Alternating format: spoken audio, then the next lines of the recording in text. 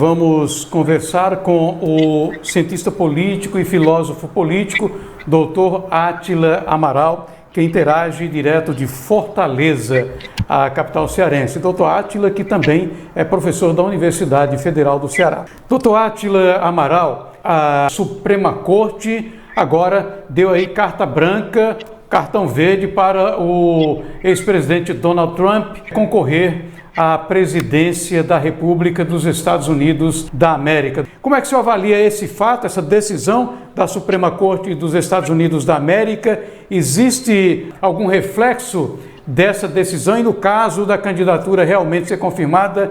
Eu acredito que sim, né? Porque implicaria uma reorientação política dos Estados Unidos. O governo receberia um direcionamento profundamente diferente do que ele tem atualmente. Claro que a decisão, eu até li grande parte dessa decisão, são 20 laudos. Eu me dei o trabalho de ler pouco mais da metade, não li o restante por falta de tempo, mas são discussões em que entram muitos aspectos muito complexos, muito interessantes. Mas, de qualquer maneira, o resultado é o que nos interessa aqui mais imediatamente. Então, essa possibilidade de uma candidatura Trump viabiliza uma reorientação da postura política dos americanos, porque a questão da imigração pesou muito contra o Biden, né? O Biden realmente, ele nunca teve uma abordagem séria dessa questão da imigração. A questão é o seguinte, os Estados Unidos já recebem um bom número de pessoas legalmente por ano, só que a fronteira sul corre o risco de receber 1,5 milhão de pessoas por ano. É muita gente, né? E você não sabe quem entrou e quem saiu, entende? Então é muito complicado para o país. Isso aí é interpretado por alguns como se fosse uma hostilidade aos vizinhos pobres do Sul. Há necessidade de um certo controle de imigração, porque senão a bagunça se generaliza, porque chegam populações sem assistência, às vezes com infiltrados de criminosos e terroristas, e mesmo o cidadão decente e honesto, que só está buscando uma melhora de vida, se ele for uma quantidade muito grande, a situação do lugar que recebe se complica. É um equilíbrio, não se trata propriamente de hostilizar ninguém, mas é uma visão mais equilibrada, que os democratas não têm, porque eles lucram politicamente. Esse público que é mais favorável à imigração desenfreada é ligado ao Partido Democrata, a maioria, entendeu? Então eles fazem isso para se beneficiar politicamente. Inclusive há expedientes legais, o sujeito entra, ele dá o endereço, aí eles dão inicialmente o endereço só para constar, mas que o cara não vai ficar lá mesmo, entendeu? Então há toda uma forma de burlar a legislação que os democratas patrocinam isso com mais facilidade do que os republicanos. Essa mudança na imigração e na questão internacional é muito grande para o Brasil. O retorno do Trump à presidência coloca o Bolsonaro e o seu entorno numa posição política muito mais favorável. Mesmo o cidadão, ele perde aquela percepção que foi vendida do Lula como um grande líder internacional, todo mundo gosta dele, em função dele ser um líder operário, mas ele representar as aspirações dos marginalizados, das minorias. Essa visão já enfraqueceu bastante com os posicionamentos que ele vem tomando. E aí, há uma certa analogia entre a situação do Bolsonaro aqui e a situação do Trump lá. O Trump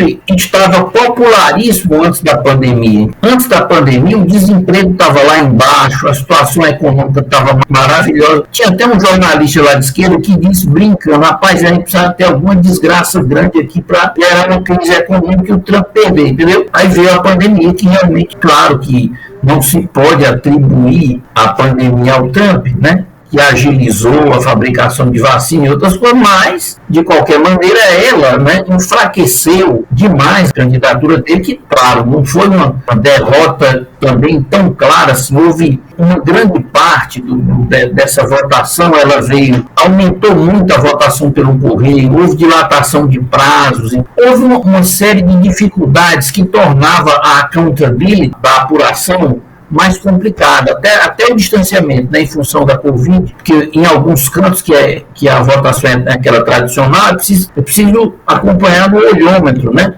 E aí, com as restrições da Covid, a coisa fica menos clara. Independentemente de ter tido irregularidades acontecerem em larga escala, a eleição americana. Numa escala maior, do que as anteriores. Agora, se foram essas irregularidades que elegeram o Biden ou não, aí é um assunto a se debater, tá certo? Mas que as irregularidades aconteceram, que elas eram mais desfavoráveis ao Trump, isso aí não há dúvida. Tanto é que houve grande mudança de legislação em vários estados depois da eleição, entendeu? Então, essa mudança, ela cria um outro arranjo político. Eu estou dizendo até mesmo porque há uma certa analogia entre a situação do...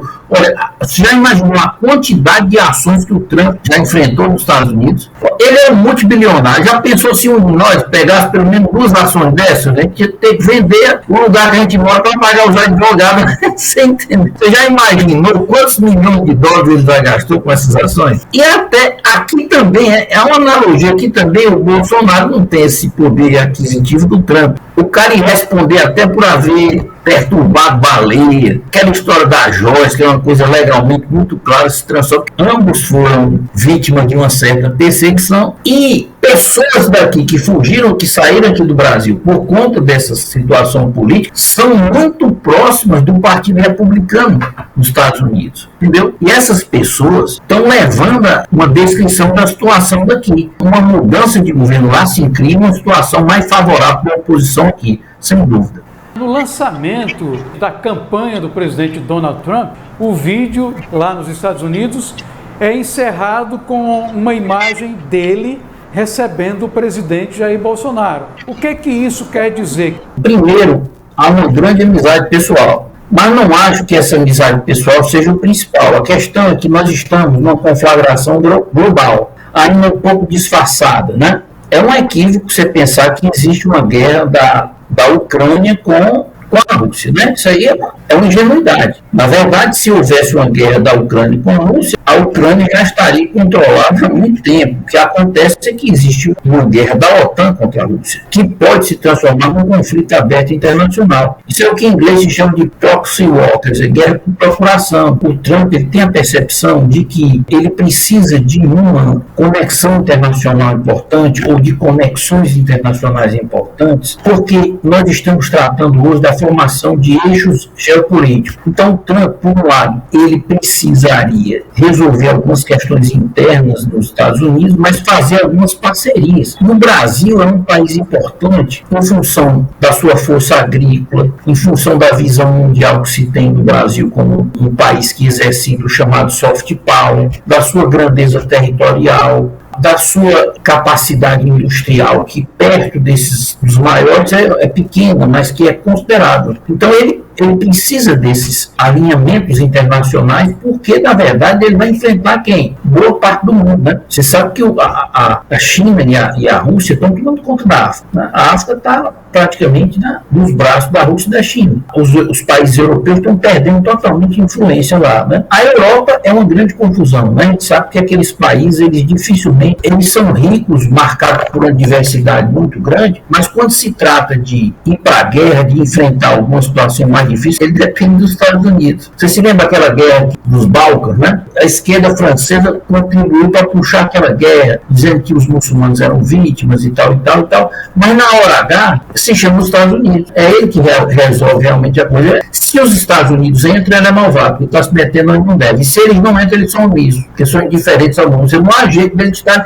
Então ele tem consciência de que é um jogo mais amplo, e de que nesse contexto de um jogo mais amplo, o Brasil tem uma importância econômica, militar. Ele é um país, assim, do ponto de vista regional, ele é um país forte, mas mundialmente falando, ele não é uma força muito considerável, né? Mas ele tem um grande potencial, tem capacidade industrial, né? Tem matéria-prima para todo mundo que você possa pensar, e já existem relações de aliança construídas no primeiro governo. Ele tem sim, eu acho que alteraria a situação. Não que isso signifique que o Bolsonaro ficasse automaticamente elegível, não é isso, mas eu acho que ficaria mais complicado se mexer muito com essas forças aqui, porque o barulho internacional ia ser muito maior.